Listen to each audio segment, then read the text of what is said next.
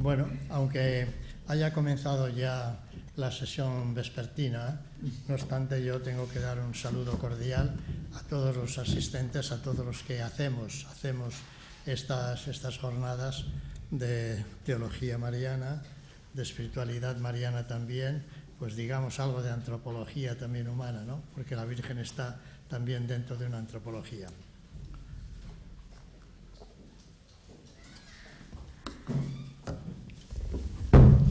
Bien, me preguntaban que si yo iba a tratar algo de esto que hemos estado aquí hablando hasta ahora, y no de forma directa, pero sí pienso que en una forma un poco vertical, desde la cima en la cual está situada la figura de la Virgen María, podemos hacer muchas ramificaciones, muchas aplicaciones a todo esto que está, me parece a mí, dentro de lo que podríamos llamar la metafísica, en la cual tendremos que contemplar a la Virgen María.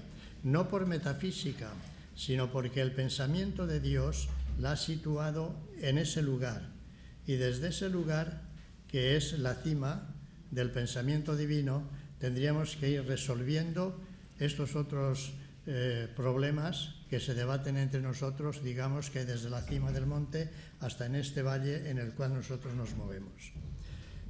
El tema que yo tenía propuesto para explicar aquí sería la figura, la Virgen María, la mujer, en el plano salvífico de la salvación.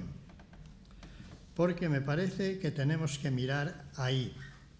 Y es la práctica que utilizó el Papa Juan Pablo II en la encíclica sobre la Madre del Redentor. Parte de la predestinación de la Virgen María y desde ahí desarrolla todo el misterio de la Virgen María en el misterio de Cristo y de la Iglesia. Y creo que esto es una norma metodológica para nosotros y es una norma al mismo tiempo que nos define en qué sentido y cómo tenemos que contemplar nosotros la figura de María. Yo pienso y digo que la razón y el sentido de este tema, dentro de la contemplación de la mujer bajo un aspecto cristiano, espiritual y sobrenatural, a mí se me impone ofrecer el ejemplo y la figura de la Virgen María, que representa la suma perfección y la imagen ideal en la historia de la salvación de lo que aspira a ser la Iglesia y de lo que deben ser todos sus miembros, o por lo menos aspirar a ser todos sus miembros. Y esta es la idea que subyace en el texto del Concilio Vaticano II cuando dice: mientras la Iglesia ha alcanzado en la Virgen Santísima la perfección, en virtud de la cual no tiene mancha ni arruga. Son palabras que toma el texto del Concilio de San Pablo. Ha alcanzado la perfección, que podríamos decir máxima, suma, que puede conseguir una criatura, la Virgen María. No habrá perfección mayor que la que ella ha tenido. Y esa perfección la ha alcanzado por dos motivos.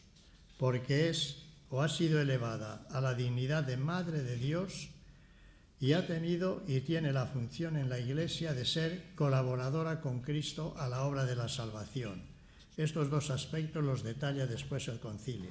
Ahora, el texto del Concilio está puesto aquí para que, como la Iglesia aspira a conseguir esta perfección, ¿qué camino tenemos que seguir nosotros? Y el Concilio dice: tenemos que imitar las virtudes de la Virgen María y en cierta manera tenemos que personalizar nosotros la perfección espiritual de la Virgen María.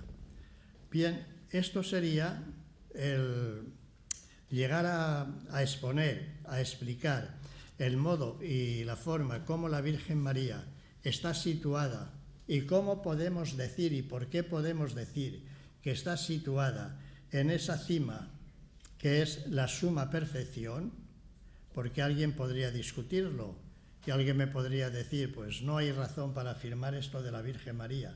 lo primero que tendremos entonces que asegurar es la objetividad de este enunciado del concilio. Y yo pienso que no se puede discutir este enunciado porque todo conocimiento que nosotros queramos hacer de la figura de la Virgen María tenemos que buscarlo en la revelación, porque si prescindimos de ello y si no tuviésemos una revelación divina que nos ha propuesto así la figura de la Virgen María, según la interpretación que la misma Iglesia ha dado a la revelación, porque la revelación aquí no se interpreta por sí misma, sino que la revelación viene dicha, manifestada por Dios y explicada después a través del cauce del magisterio auténtico de la Iglesia. Y pienso que es aquí donde tenemos que acudir para asegurar la objetividad de una afirmación que es del Concilio Vaticano II, magisterio de la Iglesia, y que se apoya en otros textos y en otras manifestaciones que el magisterio de la Iglesia ha hecho. Por eso el Papa Juan Pablo II, en la Carta Apostólica sobre la dignidad de la mujer, Mulieris Dignitatem, en el preámbulo, podríamos casi decir, en el preludio de esta carta, el Papa acude a varios documentos que el magisterio de la Iglesia había publicado ya sobre la mujer.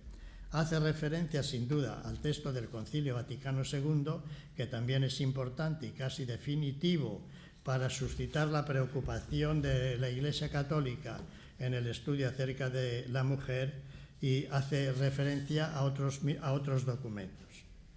Por tanto, si nosotros queremos conocer esta imagen auténtica de la Virgen María, mujer, madre, virgen y desposada, yo incluyo aquí siempre el término desposada, porque muchas veces hablamos de la Virgen María. En la misma liturgia se nos ofrecen textos en que nos hablan de la Virgen María, que a nosotros que estamos bien cultivados en la teología y en la vida espiritual y que estamos habituados a escuchar párrafos así, pues no nos suscita preocupación. Pero uno que casi de primeras viniera a escuchar una explicación de la Virgen María, Madre de Dios, le parecería que esa Virgen, la cual nosotros damos culto, es como una virgen soltera, es como una virgen que no ha tenido un marido. Y sin embargo, esta virgen es una virgen desposada. Y yo creo que este es un condicionante de tal manera en la vida y en la figura de la Virgen María que no se puede omitir nunca.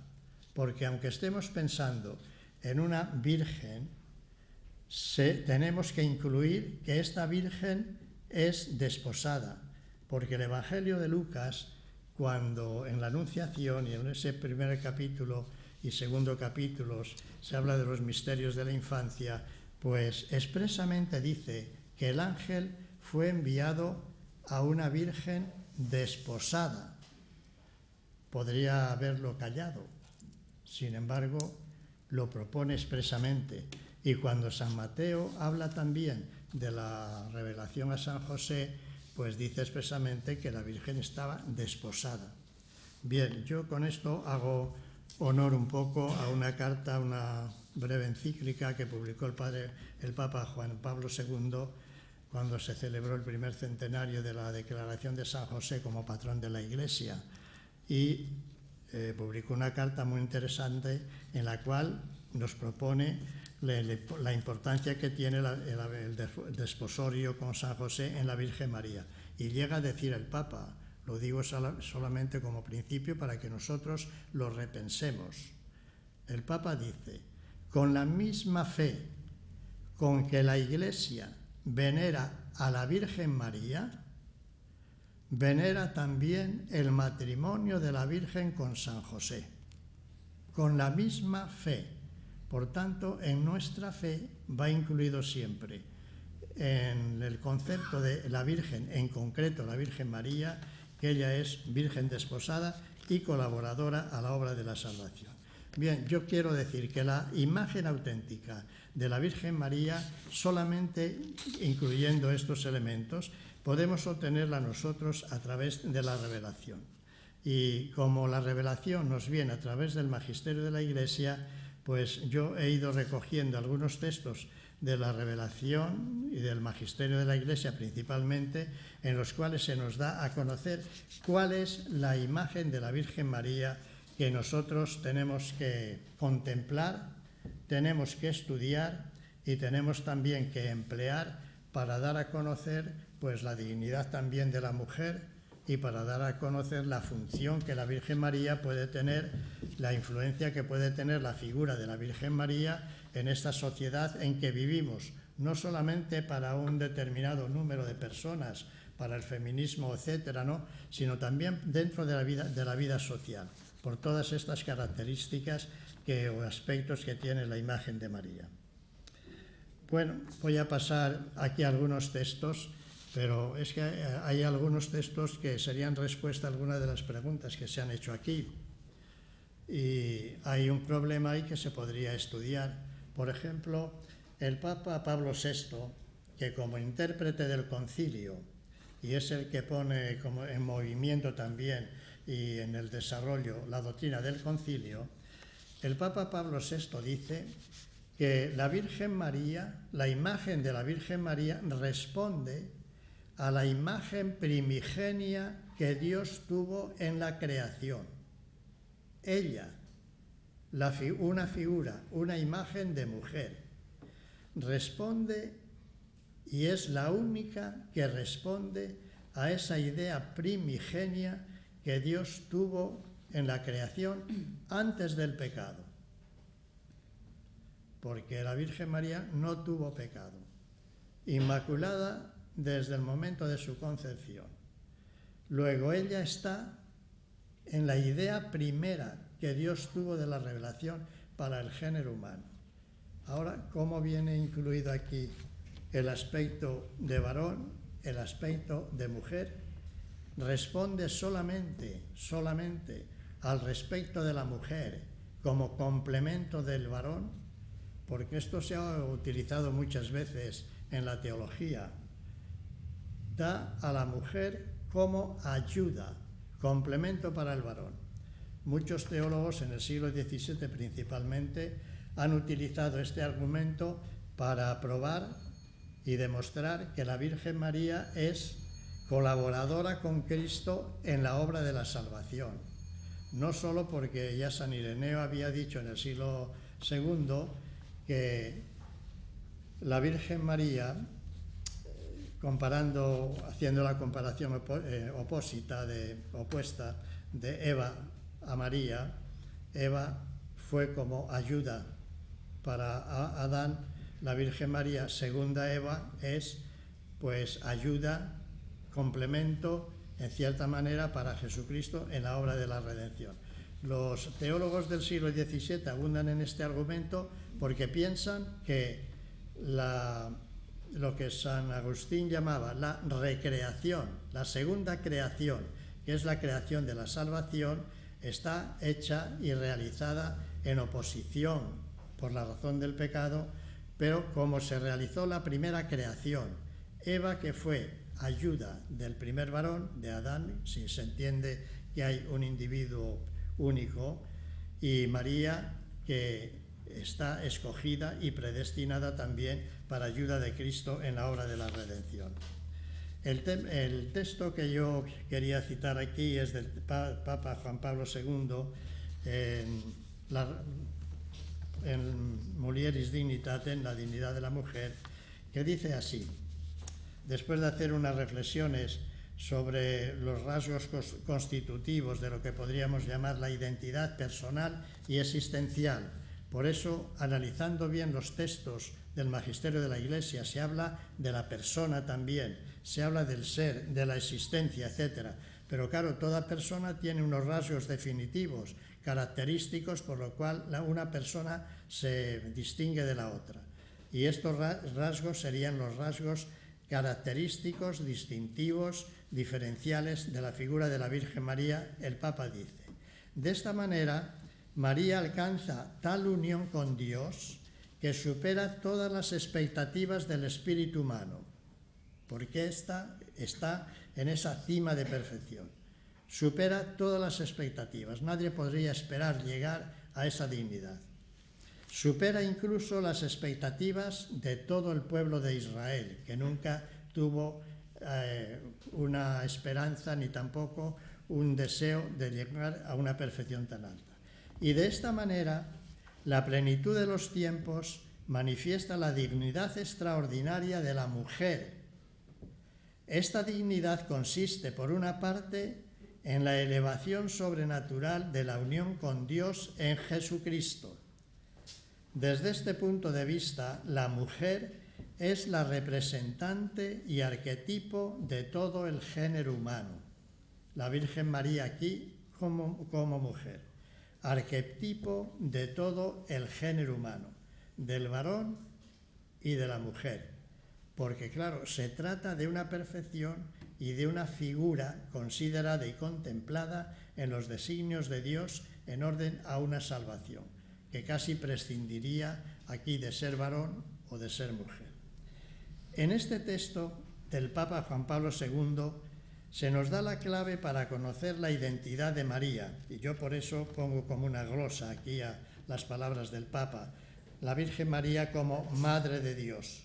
No hay que acudir a los pocos documentos de la historia social del pueblo de Israel para conocer el misterio de la joven doncella de Nazaret, sino de los designios de la voluntad del Padre, que la eligió y la predestinó desde la eternidad para la dignidad de madre de su Hijo.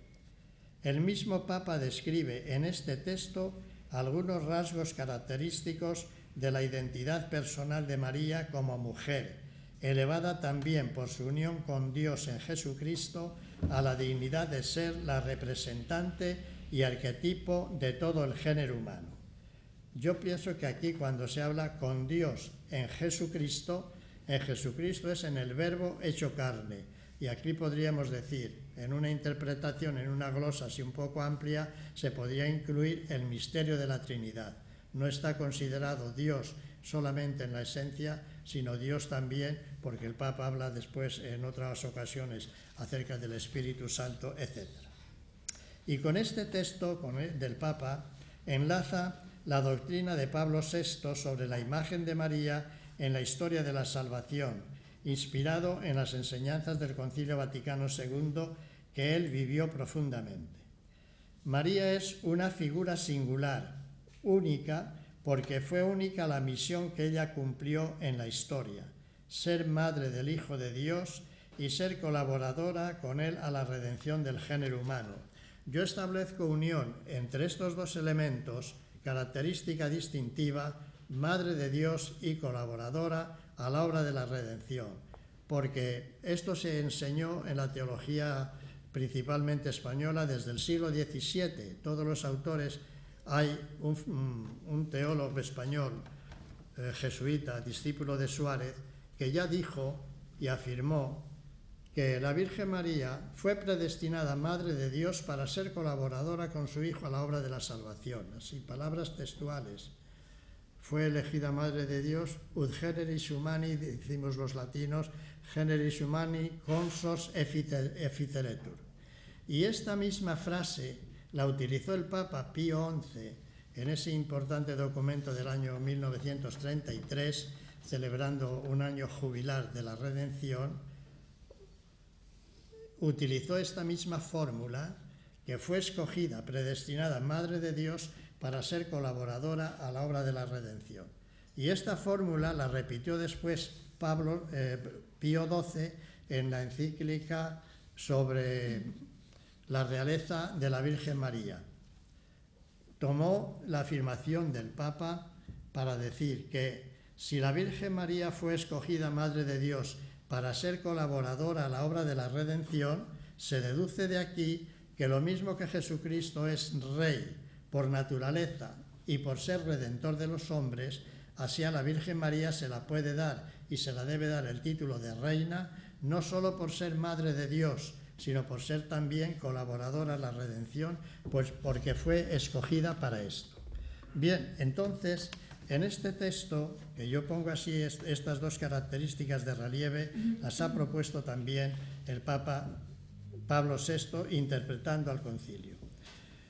Leo otro texto del Papa Pablo VI que dice: María, a quien el pueblo hebreo, en virtud de su elección mesiánica, ha tenido la suma fortuna de tener por hija, María, que con todo derecho fue proclamada la bendita entre todas las mujeres, María, que tuvo ella misma la intuición profética de ser llamada bienaventurada por todas las generaciones, María, la electísima entre todas las criaturas por su plenitud de gracias y la Santísima por la inocencia inmaculada y por la correspondencia voluntaria total a la voluntad de Dios, María, he ahí el punto focal del cuadro, la Madre de Cristo, hecho de inconmensurable importancia, la maternidad divina, inconmensurable porque podemos deducir todavía conclusiones, aun para la vida social, que no se han comentado, que confiere el título sumo de Madre de Dios y aquel resultante de Madre de los creyentes, la Madre nuestra, María, en quien se realiza de modo perfecto cuanto Cristo ha conferido y prometido a la humanidad redimida. Todo está, como si dijéramos en síntesis, personalizado en María. Y no es afirmación mía, lo dice el Papa después de considerar muy detenidamente el texto de concilio. María ha de ser la primera en participar en su obra de salvación y en sus méritos, y de ser por esto entre todos el miembro primero y privilegiado del cuerpo místico. Después de esto yo diría yo aquí, por una semejanza con un texto de San Juan de la Cruz, que San Juan de la Cruz dice de Jesucristo que nunca llegaremos a conocer suficientemente el misterio de Jesucristo. Y el Papa Pablo VI dice: tenemos que conocer mejor a la Señora. Nos invita a todos los fieles. Y yo digo que aquí la Virgen María sería el misterio de María para nosotros como el misterio de Jesucristo, que nunca lo conoceremos suficientemente porque es como una mina inagotable. Y cuando vamos conociendo con perfección un principio, una conclusión, esa conclusión nos abre la vía y nos da luz para establecer conexión con otras verdades, etc. Y así no llegaríamos nunca a este conocimiento total. Pero quisiera leer un texto porque esta mañana se habló de la belleza de María y el Papa Pablo VI nos dice que la Virgen María es la belleza no solo humana, podríamos decir la belleza estética, sino que es la belleza ontológica. Aquí que se ha hablado de ontología, aquí que se ha hablado también en otro aspecto filosófico, etc., María es la belleza no solo humana, no solo estética, sino ontológica, porque el ser de la Virgen María, Madre de Dios, colaboradora a la obra de la redención, la armonía que establece esta verdad, que no la hemos examinado, yo no me atrevo todavía a explicarla, la armonía que esta verdad, que sea precisamente una mujer, la que colabora con Cristo a la obra de la salvación, para la redención humana, y que esta mujer sea madre del Hijo de Dios, la armonía que esto establece en todo el plan salvífico de la redención, todavía no hemos llegado a conocerla del todo. Por eso Pablo VI dice: María es esta belleza no solo humana, sino también ontológica. Pues bien, de esta figura, yo he traído a colación otros textos, de esta figura tendríamos que sacar nosotros los aspectos con los cuales podremos orientar el pensamiento sobre la mujer. Pienso que estamos ya terminando, ¿no?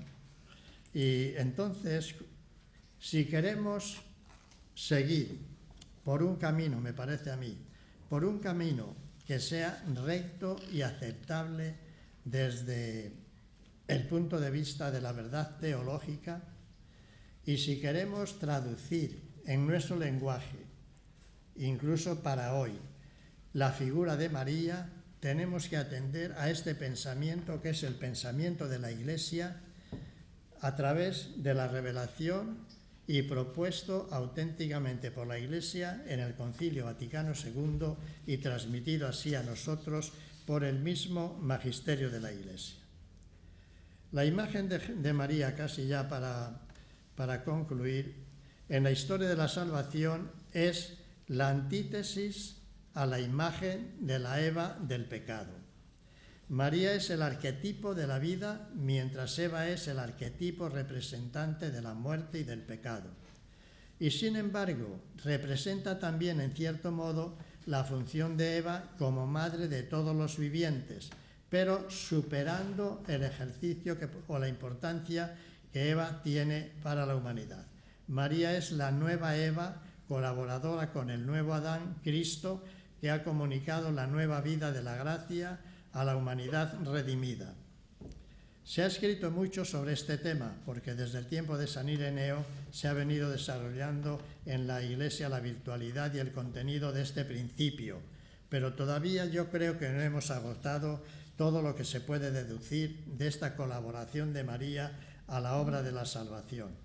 Y la imagen de María debe proyectar siempre también una ejemplaridad radiante y efectiva sobre la mujer en cada época, según los signos de los tiempos. Precisamente bajo la imagen de la fe puede irradiar una ejemplaridad universal y permanente, dada la importancia y la necesidad de la vida de fe en la Iglesia. Otros aspectos pueden cobrar más o menos interés según las preferencias de los autores y según las circunstancias, pero siempre tendremos que mirar a la Virgen María como madre, en la que nos da la vida, la que trajo al mundo, puso en el mundo la vida que renueva todas las cosas.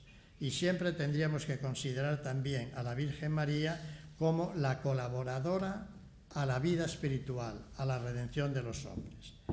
Pablo VI tiene unas páginas en la exhortación sobre el culto mariano, unas páginas muy importantes para proponer, por una parte, proponer la figura de la Virgen de una manera aceptable y asequible para todos, porque el mismo Papa se hace cargo de que hay muchas imágenes o se proponen muchas imágenes de la Virgen María y algunas no dicen nada para las personas, y de ahí ha venido, dice el mismo Papa, el que algunas personas pues no sean afectas a la imagen que se les presenta de la Virgen María.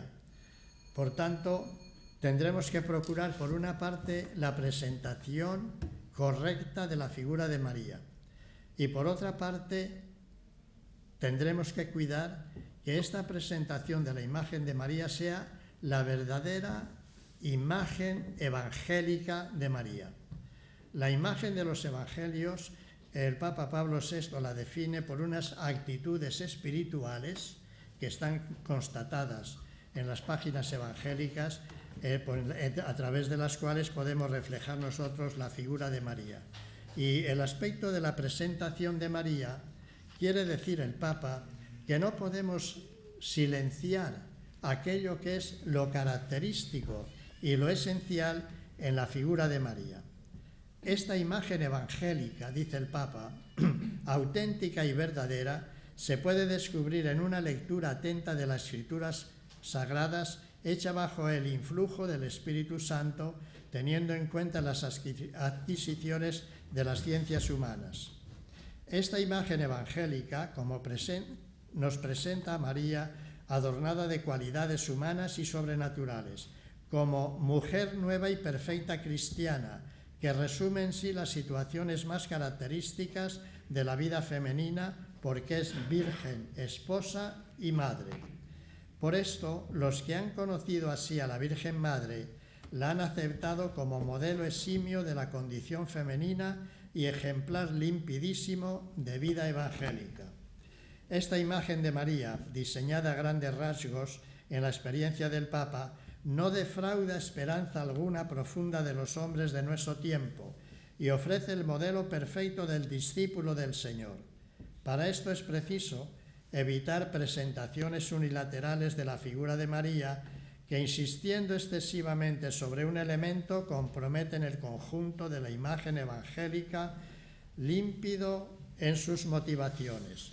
Quiere esto decir que no debemos pecar ni por más ni por menos, sino mantener el término medio en el que está la revelación para darnos la figura humana, espiritual también de la Virgen María, y para no omitir ninguno de los rasgos que son esenciales en la presentación de esta figura.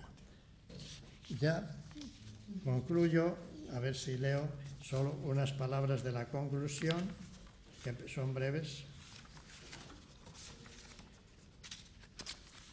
De la enseñanza que nos transmite el magisterio de la Iglesia y que mantiene hoy la Iglesia esta enseñanza después del Concilio Vaticano II, la imagen de María en el misterio de su predestinación contiene dos rasgos específicos y característicos íntimamente relacionados entre sí. La maternidad divina de María, María predestinada para Madre del Hijo de Dios y colaboradora efectiva, o la colaboración efectiva de María con su Hijo a la obra de la redención. El texto del Concilio Vaticano II contiene también de una manera explícita estos dos rasgos de la Virgen María. La primera parte del texto es una afirmación, cuando el texto habla de la anunciación de la Virgen María, hace una afirmación expresa de la predestinación de María para Madre de Dios. La Virgen Santísima, predestinada desde toda la eternidad como Madre de Dios. Tenemos el primer rasgo de la predestinación, que es la que configura la imagen, o nos da configurada la imagen de María. El Concilio lo afirma así: predestinada desde la eternidad como Madre de Dios. Y el segundo aspecto lo explica el Concilio porque fue el servicio o la función que la Virgen María representó y cumplió en la tierra. Fue en la tierra Madre excelsa del Divino Redentor y colaboró de hecho a la redención, recibiendo a su Hijo, engendrándolo, alimentándolo, condoliéndose con su Hijo en el Calvario, colaboró de un modo del todo singular a la redención de los hombres. Por eso es nuestra Madre en el orden de la gracia. Yo quisiera entonces que cuando hablemos de la figura de María, según nos la da el magisterio de la Iglesia, tuviésemos siempre en cuenta estos dos principios. Es la Madre del Hijo de Dios y es la colaboradora con el Hijo de Dios a la obra de la redención. Y ahí está la cima de la perfección de la figura de María. Muchas gracias y dispensen la comisión.